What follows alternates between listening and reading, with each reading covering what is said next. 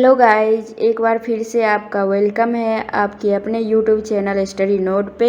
आज हम लोग बीटीएससी बिहार एएनएम एग्जाम 2024 का previous year question paper discussion करेंगे, जो कि 12 जनवरी सेकेंड शिफ्ट का क्वेश्चन है। पिछली वीडियो में हमने 50 से लेकर 75 तक देख लिया है और इस वीडियो में हम लोग 76 से 100 तक देखने जा रहे हैं। तो चलिए स्टार्ट करते हैं। क्वेश्चन है, अपगार गणन के 5 कारकों में से नवजात का आकलन करने में निम्नलिखित में से कौन सा सबसे कम महत्वपूर्ण कारक है। यानी कि अपगार स्कोर जो होता है उसमें मेनली 5 चीजों का ध्यान रखा जाता है, जिसमें से पूछ रहा है सबसे कम महत्वपूर्ण कौन सा होता है। तो अपगार स्कोर में मेनली 5 कारक जो होते हैं वो होते हैं heart beat, muscle tone, reflex, body का रंग यानी स्किन कलर और रिस्पिरेशन। तो इन सारी चीज़ों को अपगार स्कोर के अंतर्गत चेक किया जाता है, जो कि बच्चे के जन्म के जस्ट 1 मिनट बाद और फिर 5 मिनट बाद अपगार स्कोर लिया जाता है। तो इनमें से सबसे कम महत्वपूर्ण कारक कौन सा होगा? ऑप्शन ए है मांसपेशी स्वरक यानी मसल टोन, बी श्वसन प्रयास रिस्पिरेशन, सी शरीर का रंग स्किन कलर, डी हृदय दर। तो इन चारों में से सबसे कम महत्वपूर्ण कौन सा होगा? इसका करेक्ट आंसर है ऑप्शन सी शरीर का रंग। ओके, नेक्स्ट क्वेश्चन है, आंत्रेतर मार्ग में औषधि डैश की मदद से दी जाती है। यानी कि पेरेंट्रल रूट जो होता है उसमें औषधि किसके मदद से दी जाती है? ऑप्शन ए है मरहम, बी टैबलेट, सी कैप्सूल, डी सिरिंज। इसका करेक्ट आंसर क्या होगा? तो ये सिंपल है, पेरेंट्रल रूट में सिरिंज से मेडिसिन दिया जाता है। पेरेंट्रल रूट के अंतर्गत क्या क्या आते हैं? जैसे हो गए आईएम, आईवी, सबक्यूटेनियस, इंट्राडर्मल, ये सारी चीजें जो है पेरेंट्रल रूट के अंतर्गत आते हैं। ठीक है, तो इसका correct answer option D syringe. Okay, next question है, निम्नलिखित में से कौन सा एक अच्छी श्रव्य दृश्य सहायता का अभिलक्षण है? एक अच्छी ऑडियो विजुअल सहायता का लक्षण कौन सा है? ऑप्शन ए है सार्थक तथा उद्देश्य पूर्ण होना, बी महंगा होना, सी सभी शिक्षार्थियों का मानसिक स्तर समान होता है, डी संकर होना। तो इसका करेक्ट आंसर कौन सा होगा? तो इसका करेक्ट आंसर है ऑप्शन ए। एक अच्छी श्रव्य दृश्य का लक्षण है कि वो सार्थक होना चाहिए और उद्देश्य पूर्ण होना चाहिए। ठीक है, ओके, नेक्स्ट क्वेश्चन है, निम्नलिखित में से कौन सा कार्य उपकेंद्र की रिपोर्ट के अंतर्गत है? ऐसा कौन सा कार्य है जो उपकेंद्र के रिपोर्ट के अंतर्गत आता है? तो कथन ए है प्रतिरक्षीकरण कार्य, 2 गृह दौरे यानी होम विजिट। तो उपकेंद्र के रिपोर्ट के अंतर्गत वैक्सीनेशन भी आएंगे और होम विजिट भी आएंगे। तो इसका करेक्ट आंसर हो जाएगा ऑप्शन सी 1 तथा 2 दोनों। ठीक है, ओके, नेक्स्ट क्वेश्चन है, किस प्रकार की उपकला योनि को रेखाबद्ध करती है? यानी कि वेजाना में किस प्रकार के एपिथेलियम पाए जाते हैं? ऑप्शन ए है स्यूडो स्टेटिफाइड उपकला, बी पक्षमाभी उपकला, सी सल्की उपकला, डी स्तंभाकार उपकला। तो इनमें से वेजाना में कौन सी एपिथेलियम पाई जाती है? तो इसका करेक्ट आंसर ऑप्शन सी है सल्की उपकला यानी स्क्वैमस एपिथेलियम वेजाना में पाए जाते हैं। ठीक है, ओके, नेक्स्ट क्वेश्चन है, संधानक जघना अस्थि थ्रोनी संधि में से एक 2 जघन अस्थियों के बीच डैश संधि है। इसका करेक्ट आंसर कौन सा होगा? तो इसका करेक्ट आंसर होगा उपस्थि जन्य। ठीक है, डी ऑप्शन करेक्ट है। ओके, नेक्स्ट क्वेश्चन है, निम्नलिखित में से कौन सी औषधि सुषुम्ना स्तर पर ओपियोइड रिसेप्टर के साथ परस्पर क्रिया करके कार्य करने वाली एक संश्लेषित स्वापक वेदनाहारी औषधि है? क्वेश्चन कह रहा है कौन सी औषधि है जो सुषुम्ना स्तर पर ओपियोइड रिसेप्टर के साथ परस्पर क्रिया करके कार्य करने वाले एक संश्लेषित स्वापक वेदनाहारी यानी कि सिंथेटिक नार्कोटिक एनाल्जेसिक है।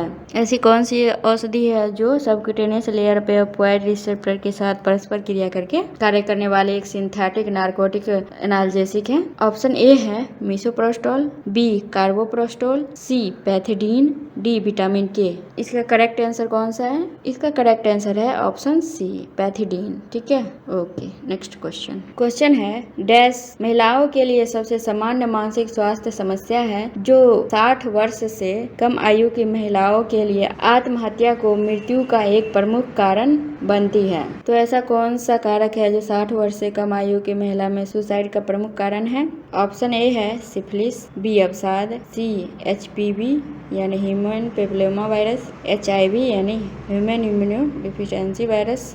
इसका करेक्ट आंसर कौन सा होगा? तो इसका करेक्ट आंसर है ऑप्शन बी अवसाद यानी डिप्रेशन। डिप्रेशन की वजह से 60 वर्ष से कम आयु की महिलाओं में सुसाइड का प्रमुख कारण हो सकता है। ठीक है, ओके। नेक्स्ट क्वेश्चन है स्वगर्भता के दौरान मोंटगोमरी गुलिका किस सप्ताह में स्तन में सामान्य परिवर्तन के रूप में दिखाई देता है? यानी कि स्वगर्भता प्रेगनेंसी के दौरान जो महिलाएं के निपल्स के चारों तरफ ब्लैक ब्लैक जो होते हैं वो ज़्यादा गाढ़ा दिखने लगते हैं, ज़्यादा डार्क दिखने लगते हैं, उसे मोंटगोमरी गुलिका कहते हैं। तो वो प्रेगनेंसी के किस सप्ताह में होता है? ऑप्शन ए है 8वां सप्ताह, बी 16वां सप्ताह, सी 3-4 सप्ताह, डी 12वां सप्ताह। मोंटगोमरी गुलिका किस सप्ताह में सामान्य परिवर्तन के रूप में दिखाई देते हैं? तो इसका करेक्ट आंसर है ऑप्शन ए 8वां सप्ताह। 8वां सप्ताह में जो मोंटगोमरी गुलिका है वो अच्छे से परिवर्तन दिख जाता है। ठीक है, ओके। नेक्स्ट क्वेश्चन है प्रसूति पुतिता डैश के संक्रमण है जो प्रसव के उपद्रव के रूप में घटित होता है।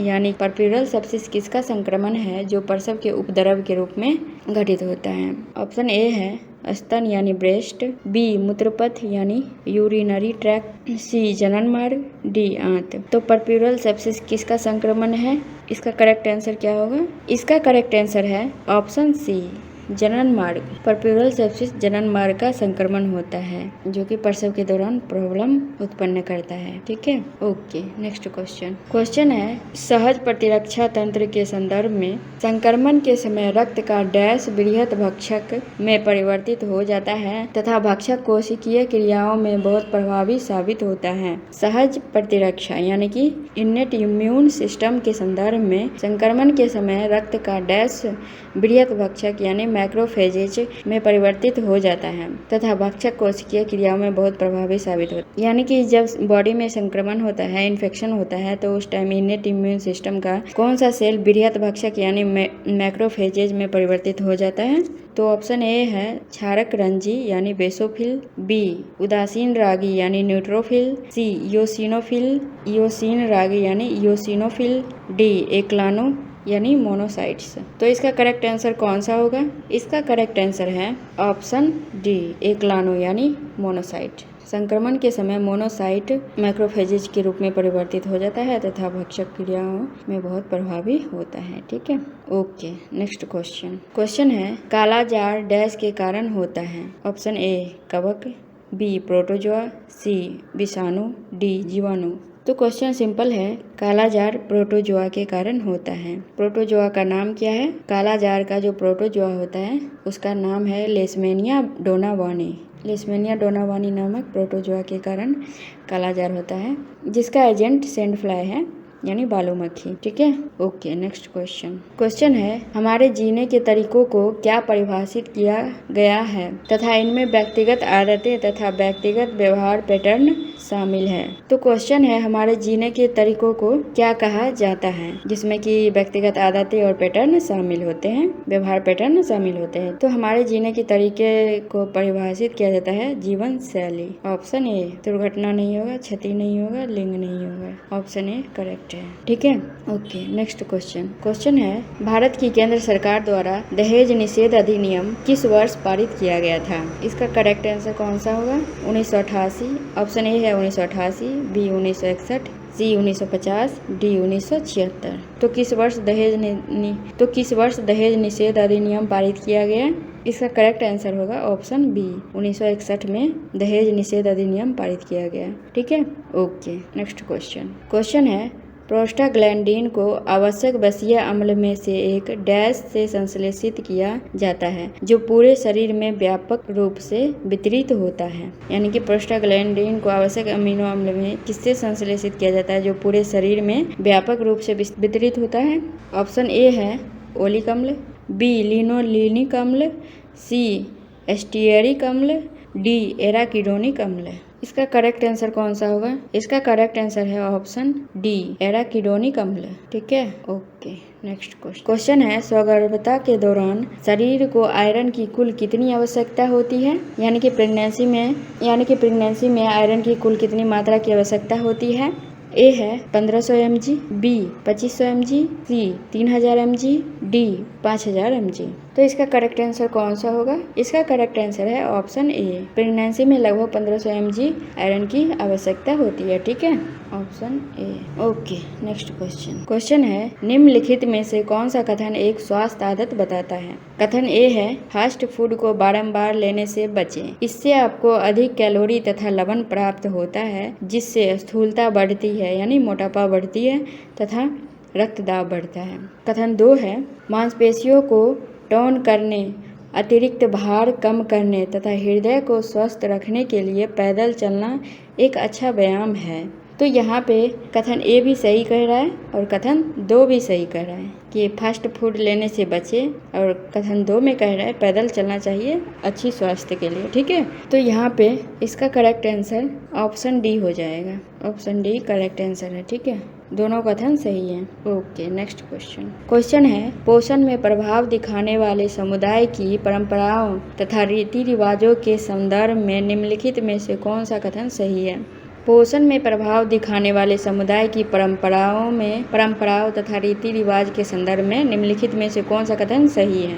कथन 1 है, जैनियों तथा ब्रह्म कुमारियों जैसी कुछ जातियों में लहसुन तथा प्याज खाना वर्जित है। कथन 2, कुछ क्षेत्रों में गर्भवती माताओं को पपीता नहीं दिया जाता है क्योंकि उनका मानना है कि इससे गर्भपात हो जाता है। तो ये दोनों परंपरा रीति रिवाज सही हैं। जैनियों तथा ब्रह्म कुमारी जैसे कुछ जातियों में लहसुन प्याज खाना वर्जित होता है, ये सही है। और कुछ क्षेत्रों में गर्भवती माताओं को पपीता नहीं दिया जाता है, जिससे उनका मानना होता है कि इससे गर्भपात यानी अबॉर्शन हो जाता है। तो ये भी सही है। ये दोनों कथन रीति रिवाज में आते हैं। तो इसका करेक्ट आंसर ऑप्शन ए हो जाएगा। 1 तथा 2 दोनों सही है। ठीक है, ओके, नेक्स्ट क्वेश्चन है, निम्नलिखित में से कौन सा कथन गर्भ निरोधक के रूप में तांबा के उपकरणों का उपयोग करने के लाभ को बताता है? क्वेश्चन कह रहा है, गर्भ निरोधक के रूप में जो तांबा के उपकरण का उपयोग करते हैं यानी कॉपर टी का उपयोग करते हैं, उसके लाभ को कौन सा कथन बताता है? ठीक है, तो कथन 1 है, गर्भ निरोधक प्रभावशीलता में वृद्धि यानी कि कॉन्ट्रासेप्टिव इफेक्ट में वृद्धि करता है। कथन 2, प्रति प्रभाव की घटनाओं में वृद्धि यानी काउंटर इफेक्ट की घटनाओं में वृद्धि। तो कॉपर टी के लाभ को कौन सा कथन बताता है? तो इसका करेक्ट आंसर एक ही है, गर्भ निरोधक प्रभावशीलता में वृद्धि करती है। कॉपर टी जो है गर्भ निरोधक प्रभावशीलता में वृद्धि करती है। ठीक है, तो इसका करेक्ट आंसर हो जाएगा ऑप्शन डी, केवल 1। ठीक है, ओके, नेक्स्ट क्वेश्चन है, निम्नलिखित में से किस विसंक्रमण का उपयोग कवक तथा विषाणुओं के विरुद्ध किया जाता है? यानी कि कवक तथा विषाणु के विरुद्ध किस डिसइंफेक्टेंट का उपयोग किया जाता है? ऑप्शन ए है आयोडीन, बी अल्कोहल, सी ग्लूटेरल्डिहाइड, डी क्लोरोफॉर्म। तो इसका करेक्ट आंसर है ऑप्शन सी, ग्लूटेरल्डिहाइड का उपयोग कवक तथा विषाणु के विरुद्ध किया जाता है। ठीक है, ओके, नेक्स्ट क्वेश्चन, निम्नलिखित में से कौन सा एक गैर संचारीय रोग है जो कि भारत का एक प्रमुख स्वास्थ्य समस्या है? यानी कि कौन सा एक नॉन कम्युनिकेबल डिजीज है जो कि एक व्यक्ति से दूसरे व्यक्ति में नहीं फैलते हैं, उसे नॉन कम्युनिकेबल डिजीज यानी कि गैर संचारीय रोग कहते हैं, जो कि एक भारत का प्रमुख स्वास्थ्य समस्या है। ठीक है, तो ऑप्शन ए है मस्तिष्क आवरण शोथ, बी डायबिटीज मेलाइटस, सी मलेरिया, डी आंत्र ज्वर। क्या वो मेनिंजाइटिस है, डायबिटीज मेलाइटस है, मलेरिया है या फिर आंत्र ज्वर है? तो इसका करेक्ट आंसर क्या होगा? इसका करेक्ट आंसर है option B, diabetes mellitus. Diabetes mellitus एक नॉन कम्युनिकेबल डिजीज है जो कि भारत में बहुत सारे लोगों में स्वास्थ्य का एक प्रमुख समस्या है। ठीक है, ओके, नेक्स्ट क्वेश्चन है, निम्नलिखित में से कौन सा प्रसवोत्तर देखभाल का उद्देश्य नहीं है? यानी कि पोस्टनेटल केयर का उद्देश्य कौन सा नहीं है? ऑप्शन ए है परिवार नियोजन मार्गदर्शन प्रदान करना, बी माता तथा बच्चे की स्वास्थ्य स्थिति का आकलन करना, प्रभावी उपचार स्थापित करना, सी प्रसूति संबंधी स्थिति से उत्पन्न होने वाली किसी भी स्त्री रोग विज्ञान स्थिति या संबंधित व्याधि का संसूचक तथा उसका उपचार। ऑप्शन डी, सिर्फ माता की देखभाल करना तथा बच्चे की कोई प्रगति नहीं देखी जाती। तो इनमें से कौन सा उद्देश्य नहीं है? इन चारों में से एक ऑप्शन ऐसा है जो पोस्टनेटल केयर का उद्देश्य नहीं है, तो वो कौन सा होगा? ऑप्शन ए जो है परिवार नियोजन का मार्गदर्शन प्रदान करना, ये तो सही है। माता तथा बच्चे की स्वास्थ्य स्थिति का आकलन करना, प्रभावी उपचार स्थापित करना, ये भी सही है। प्रसूति तथा स्थिति से उत्पन्न होने वाली किसी भी स्त्री रोग विज्ञान स्थिति या संबंधित व्याधि का संसूचक तथा उसका उपचार करना, ये भी सही है। सिर्फ माता की देखभाल करना तथा बच्चे की कोई प्रगति नहीं देखी जाती, तो ये गलत बात है। सिर्फ माता की नहीं, माता एवं बच्चे दोनों की देखभाल की जाती है। ठीक है, ये ऑप्शन डी गलत है, जिसकी वजह से इसका करेक्ट आंसर ऑप्शन डी हो जाएगा। ठीक है, option D. Okay, next question है निम्नलिखित में से कौन सा बच्चे का अंतर्राष्ट्रीय स्तर पर स्वीकृत अधिकार नहीं है? ऑप्शन ए है नाम राष्ट्रीयता का अधिकार, बी आपदा पोषण तथा चिकित्सा देखभाल न पाने का अधिकार, सी स्नेह प्यार तथा समझ का अधिकार, डी निःशुल्क शिक्षा का अधिकार। तो इसका करेक्ट आंसर कौन सा होगा? अंतर्राष्ट्रीय स्तर पर स्वीकृत अधिकार नहीं है, इनमें से कौन सा नहीं है? तो ऑप्शन ए है नाम की राष्ट्रीयता का अधिकार, बच्चों की नाम की राष्ट्रीयता का अधिकार है, ये भी है। निःशुल्क शिक्षा का अधिकार, ये भी है। ठीक है, आपदा पोषण तथा चिकित्सा देखभाल न पाने का अधिकार, यानी कि आपदा में पोषण तथा हेल्थ केयर का अधिकार नहीं होना, ये गलत है। यही पूछ ही रहा है कि कौन सा अधिकार नहीं है, जिसके वजह से ये ऑप्शन बी हो जाएगा करेक्ट आंसर। आपदा पोषण तथा चिकित्सा देखभाल न पाने का अधिकार। ठीक है, ऑप्शन बी करेक्ट आंसर है। ओके, नेक्स्ट क्वेश्चन है भारत में भारतीय बाल कल्याण परिषद की स्थापना किस वर्ष की गई थी? भारतीय बाल कल्याण परिषद की स्थापना किस वर्ष की गई? ऑप्शन ए है 1952, बी 1966, सी 1978, डी 1943। इसका करेक्ट आंसर क्या होगा? इसका करेक्ट आंसर है ऑप्शन ए 1952। 1952 में भारतीय बाल कल्याण परिषद की स्थापना की गई थी। ठीक है, ओके, नेक्स्ट क्वेश्चन है स्वास्थ्य सुरक्षा का विज्ञान किसे कहा जाता है? स्वास्थ्य सुरक्षा का विज्ञान किसे कहा जाता है? ऑप्शन ए है स्वच्छता, बी संक्रमण, सी सूक्ष्मजीव, डी पर्याक्रमण। तो स्वास्थ्य सुरक्षा विज्ञान स्वच्छता को कहा जाता है। ठीक है, ऑप्शन ए करेक्ट आंसर है। तो बच्चों आज के लिए इतना ही, फिर मिलेंगे नेक्स्ट वीडियो में, तब तक के लिए बाय।